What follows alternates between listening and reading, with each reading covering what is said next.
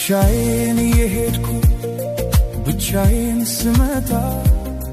አዲስ አልነበርኩም ለሾለ ጋሬጣ ሁሉን ያየሁበት